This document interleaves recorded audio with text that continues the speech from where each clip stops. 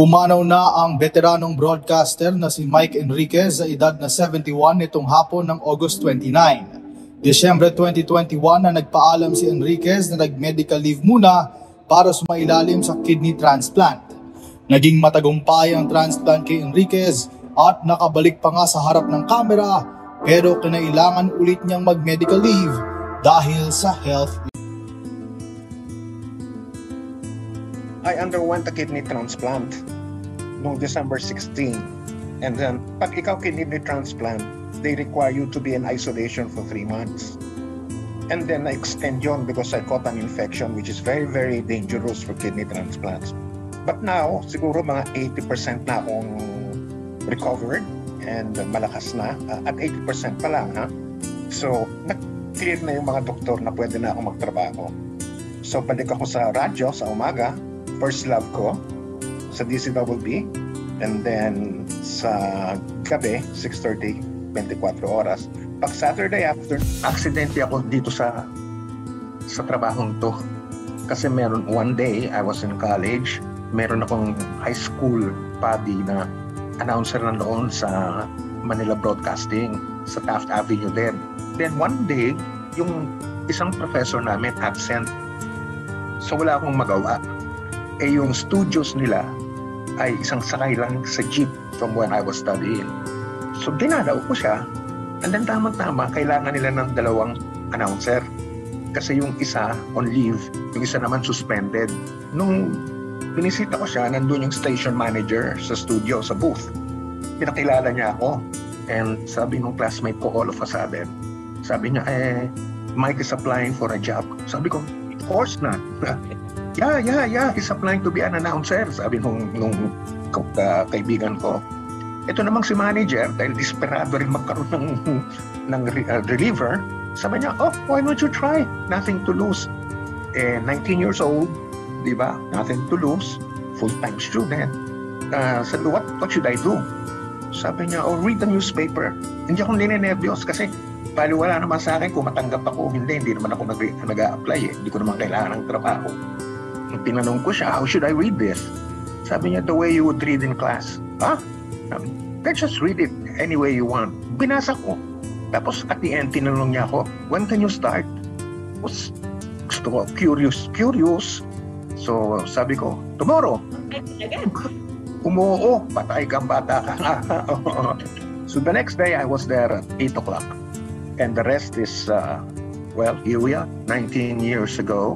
1969 ba yun? Ewan ko na, gano'ng katagal na yun. More than 50 years. 52, 53 years. Hindi ako talaga announcer kung hindi trainee. Tsaka ang trainee doon, hindi ka mag-uumpisa sa in front of the mic o programa. Huwag ka, magti-training ka. Ang ibig sabihin ng training, Enriquez, yung mga senior, bili mo ang sigarilyo sa baba. Ganon ang training noon. Well, like most everything else sa radio natin, it's a collective effort. Nung una ako, lahat gusto ko akong gumagawa PI. Pero natuto na ako mag-delegate. So, akong president ng radio company, yung RGMA, pero may mga vice president, may mga, alam mo na, may mga ganon-ganon. Oo, kaya ang favorite line ko sa mga tiga-radyo diskartehan mo na yan. Kaya, hindi ko sila sinasabihan masyado. Sinasabihan ko pa rin, pero ginaguide ko pa rin. Pero madalas sinasabi ko, your call. O kaya, your decision please. Nalagay ko doon sa margin. Ang mga results ng radio is not the result of one man's work. It is the result of every man and woman in the organization. And wala akong kaisip-isip no na magti-TV ako. Tapos sinabi ko sa kanila, Pia, which even my own mother used to say, sabi ko, tingnan nyo nga itong mukha ako. TV ba to? Sabi ko gano'n. Sabi nung isa, susugalan ka na namin. Kasi wala na siguro silang pantaya. Kapilitan not really happy. Kasi ipit na hindi mo naman mapupospone yung eleksyon. So, sige lang. And it's also a good lesson for those who want to be broadcasters. Sabi nila, the show must go on. Ito yun. Kuwan ako noon. Merong iba na tinatanong ako, sinasadya mo ba yun? Or Sabi ko, hindi. Ba't ko naman gagawin yun kung di ako talagang nasasamid o talagang may bumabara sa lalamunan ko? And totoo. So, yung excuse me po, by training yun eh. Dahil maliit pa kami, tinuruan kami na, oy, pag-uubo na kayo, mag-excuse me kayo, ha? Turo yan ng lola namin. So, nadala ko na yun hanggang tumanda ako.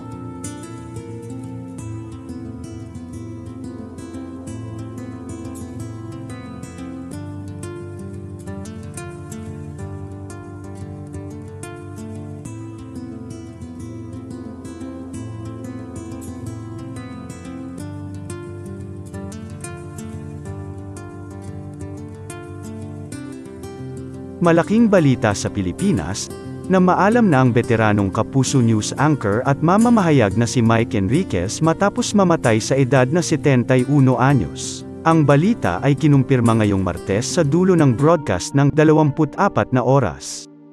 Yumao siya ngayong araw, ika-29 ng Agosto. Malungkot pong ibinabalita ng GMA Network ang pagpanaw ng aming minamahal na kapuso at kaibigan na si Mike Enriquez. Siya po ay 71 taong gulang, ulat ng mangiyak-ngiyak na si Mel Chanco. Si Mike po ay halos 2 dekada nating nakasama gabi-gabi dito sa 24 na oras.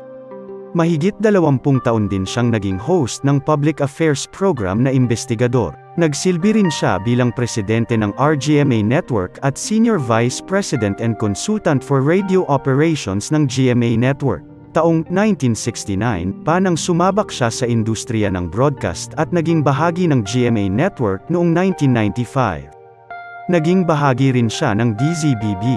Mahigit 50 taon ng buong pusong naglilingkod sa mga manonood at tagapakinig si Mike na nagsimula sa industriya noong 1969, dagdag ni Chanco. Nagluluksa po ang Board of Directors, Management, at empleyado ng GMA Network sa pagpanaw ni Mike. Wala pa namang isinasa publikong dahilan sa kanyang pagkamatay. Pagbuhos ng pakikiramay, ngayong hapon lang nang mag-Instagram reel ng kandilang may itim na background ang kapwa niya Kapuso News anchor na si Arnold Claville. Pareho-parehong nagpakita ng pagdadalamhati, panalangin at kalungkutan ang mga kapwa nila reporter sa GMA na sina Nelson Canlas, Oscar Oida, Connie Sison at Julius Segovia sa post kahit na wala pang pinapangalanan. Taong 2022, lang nang kumalat ang balitang pumanaw na si Mike Enriquez matapos ang mahabang pagkawala sa GMA News program na 24 na oras, bagay na napatunayang peke. Desyembre 2021, lang nang humingi ng panalangin si Mike matapos mag-medical leave. Marso 2022, naman nang magbalik siya sa mga programa matapos ang matagumpay niyang kidney operation.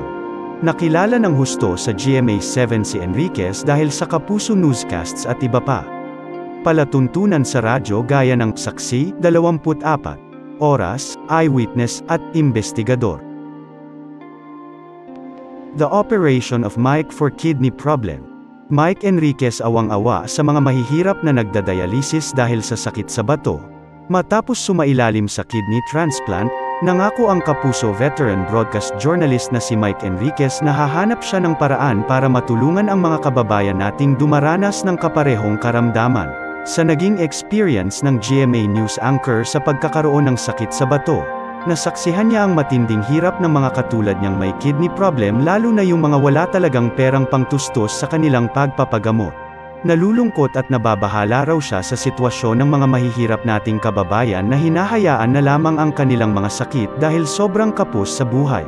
Kapag pinagdaanan mo yung pinagdaanan ko, mare-realize mo how good God was to me, and how I should pay it forward, pahayag ni Mike sa Kapuso Showbiz News.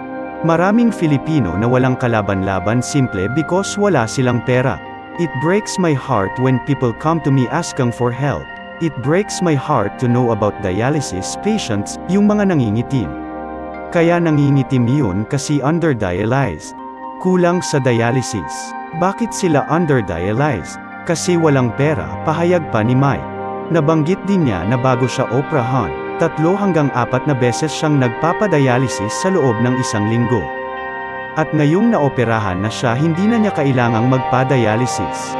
Masayang ikinwento ng news anchor at TV host na bukod sa kanya ay may mga kaibigan din siyang transplant patients na nagbabalak bumuo ng organisasyon para mabigyan ng tulong ang mga Pinoy na may sakit sa bato. So, I will be meeting with our group and figure out ways and means of helping our brothers and sisters who need dialysis, who need kidney procedures but cannot have it because they cannot afford it, lahad pa ni Mike. Matatandaang, nagpaalam pansamantala ang news anchor last December 2022 sa mga programa niya sa GMA dahil para sumailalim sa kidney procedure. At makalipas nga ang 3 buwan, balik trabaho na uli siya. Say ni Mike, may isang bilin lamang sa kanya ang asawa. Sabi niya simpleng-simple lang, short and sweet. Sabi niya, Mike, easy-easy lang, ha? Mike Enriquez, posibleng naging pari kung hindi naging broadcaster. Balikan ang naging mga huling panayam sa investigador ng bayan, na si Mike Enriquez na ibinahagi niya kung papaano siya aksidenteng napasok sa pagiging broadcaster, at kung papaano niya hinarap ng maluwag sa kanyang kalooban ang kanyang mga karamdaman. Sa Surprise Guest with Pia Arcangel, noong June 2022, ikinwento ni Mike na posibleng naging pari siya kung hindi siya naging broadcaster. Ginawa ang naturang panayam matapos na magbalik na si Mike sa trabaho makaraang mag-medical leave noong 2021 para sumailalim sa kidney transplant. Sa naturang panayam ni Pia, sinabi ni Mike na pumasok siya noon sa seminaryo para maging pari. Ang pagiging malapit niya sa Diyos ay bunga ng pagiging lay minister at presidente ng choir ng kanyang ama sa kanilang parokya. Ang sabi niya, ang buhay ng tao parang circle. Sa umpisa malapit ka sa Diyos, habang umuusad ang buhay mo, lumalayo ka dito sa pinanggalingan mo. Ngayon kapag tumatanda ka na, bumabalik ka ulit sa Diyos, sabi ni Mike. Ayon ang analogy niya sa buhay ng tao. Kaya nung bata ako gusto kong maging pari. But actually ngayon kung tatanungin mo ako, I would not mind being a priest up to now, dagdag pa ng 24 na oras anchor.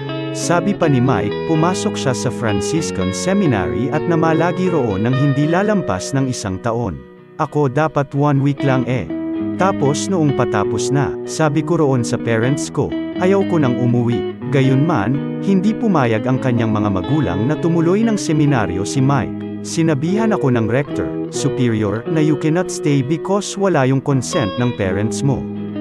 Ang hagulgul ko noon, grabe, ani Mike. Hindi pa rin nawala ang kanyang pagiging madasalin, at maituturing niya ang kanyang pinagdaanan bilang isang spiritual journey. Dati na akong nagdadasal, pero natuto akong lalo pang magdasal. So now, well, at least twice a day I pray silently. Especially kapag papasok ako sa umaga, yung pasikat pa lang yung araw, kung minsan madilim pa. It's a good time to pray. Huwag ka lang mawawala ng concentration, baka maaksidente, ani Mike. At night, in the silence of my room. And then sometimes, in the middle of the day, bigla na lang akong napapadasal. Lahat ng dasal nag-uumpisa at nagtatapos sa pasasalamat. It's always thank you, thank you, thank you. Nagpaalala si Mike dapat laging magdasal, at hindi lang kung may kailangan ang isang tao. Lahat ng ito, at actually lahat ng meron tayo, pinahiram lang sa atin. And that's enough reason magpasalamat, payo ni Mike. Aksidenteng naging broadcaster.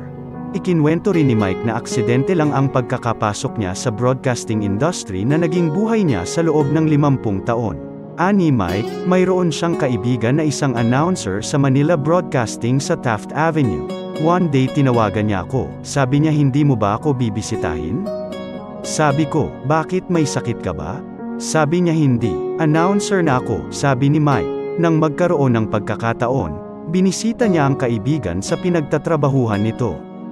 Nang araw na iyon, nalaman niya na kulang ng 2 announcer sa opisina dahil nakalib ang isa, habang suspindido ang isa pa.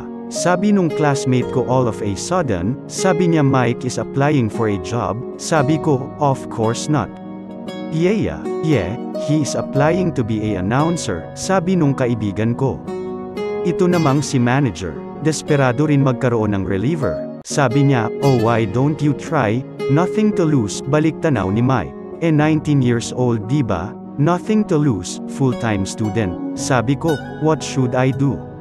Sabi niya, read the newspaper. Manila Bulletin dati yun eh. It was an item about the elections, patuloy niya. Hindi raw nakaramdam ng kaba si Mike ng sandaling iyon dahil hindi naman talaga siya nag-apply sa trabaho. Sinabihan siya na basahin niya ang pahayagan kahit sa anong paraan na gusto niya. Binasa ko, tapos at the end tinanong niya ako, when can you start? Syempre ako naman si Loco, adventurous, curious, so sabi ko tomorrow, ani Mike. So the next day I was there 8:00 and then rest is, well, here we are. Pagtanggap sa pagsubok, sa isa namang panayam sa kanyang programang investigador noong December 2020, inihayag ni Mike kung papaano niya tinanggap ang pagsubok sa kanyang buhay matapos niyang malaman ang kanyang mga sakit noong 2018 na dahilan para mag-medical leave din siya. Ginawa ang naturang panayam matapos na magbalik na rin siya sa trabaho. Ayon kay Mike, nang panahong iyon ang unang pagkakataon sa kanyang buhay na nagpadala siya sa ospital dahil hindi na siya makahinga. Doon na nalaman ang mga komplikasyon sa kanyang sakit sa baga at bato. Nalaman din na may bara ang ugat sa kanyang puso, ngunit sa kabila ng lahat, sinabi ni Mike na maluwag sa kalooban niyang tinanggap ang mga ito dahil na rin sa mga natanggap niya pangaral sa mga pari at kanyang mga magulang. Kung ano ang pinadala at ibinigay ng Panginoon, tanggapin. So tinanggap ko, sabay hingi ng tulong. Kapag nilabanan mo, magiging miserable ka lang, saad niya. Paalam po Sir Mike, hinding-hindi ka namin makakalimutan.